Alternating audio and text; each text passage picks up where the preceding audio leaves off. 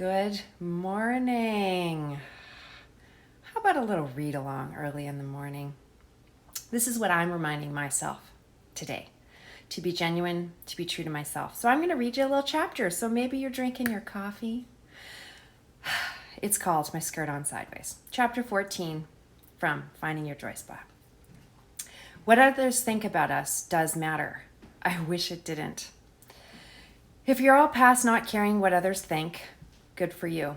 I doubt it's actually true. If your next performance review goes poorly, what would that feel like? Perceptions do matter to us. For me, professionally, as a leadership and business coach, I want to be perceived somewhere between an accountant and a lawyer. The hybrid that I've aimed for in the past appeared to be confident, knowledgeable, and with a keen attention to detail. I wanted to dot all my I's and cross all my T's before anyone knew that it was even necessary. I wanted to speak with eloquence, to show up at my clients' offices in a conservative blue suit, be poised and prepared for anything that came my way. That was it, not much to ask. Except if you've spent 5 minutes with me, okay, maybe 2 with me, you know that couldn't be further from the truth. I don't do details, and I've shocked even myself when in the past I've met someone in person for the first time and hugged them as soon as I saw them. It doesn't always happen, and not during COVID, but when it does, I'm sometimes shocked that I jump right in for the squeeze. Don't get me wrong, I know lawyers and accountants come in a variety of shapes and sizes and a wide variety of personalities, but I still don't fit that mold. I don't do math. I do money. And I don't feel very articulate at times. Conflict is so not my thing. Or spreadsheets. The list is long, people. You get the point. I went for an interview a couple of years ago, early in my coaching career. Well, I guess that was about 10 years ago, for a coaching contract with a VP with a large organization. The CEO met me, and I was starched up and well prepared. It was so hard to stay so corseted up. I could barely breathe, which is exactly what I wanted. I walked in, imprisoned in a facade. I had stuffed myself meticulously into all the weak spots in my costume, where Leona, the smart, yet often funny one, might escape. As the universe would have it, I left the office with my skirt on sideways. The joke was on me. I twisted myself into something I was not, and my skirt couldn't even keep itself from contorting itself. I vowed to never do it again. I felt like a fraud for not being authentic, and I hated being all tied up to get a contract. What was I hiding? What was I committed to keeping behind closed doors? Me. That me was so far from being what I was so committed to appear like. I made sure I wasn't funny, too warm. I made sure I wasn't myself. I couldn't do it again. I was fake and so far from my integrity. The truth is, I love people.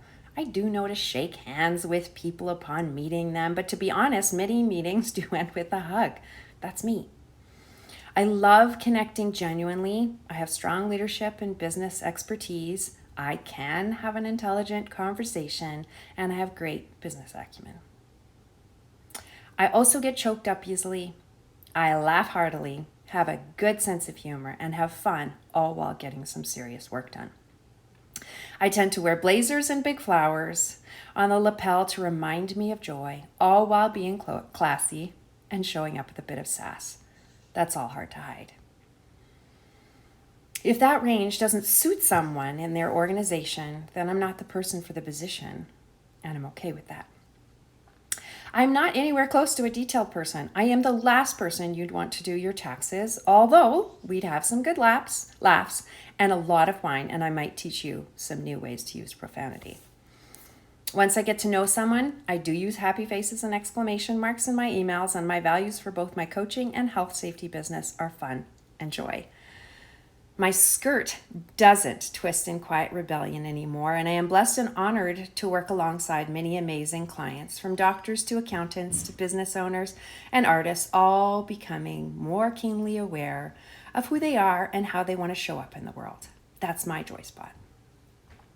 The more me I become, the more joy I know.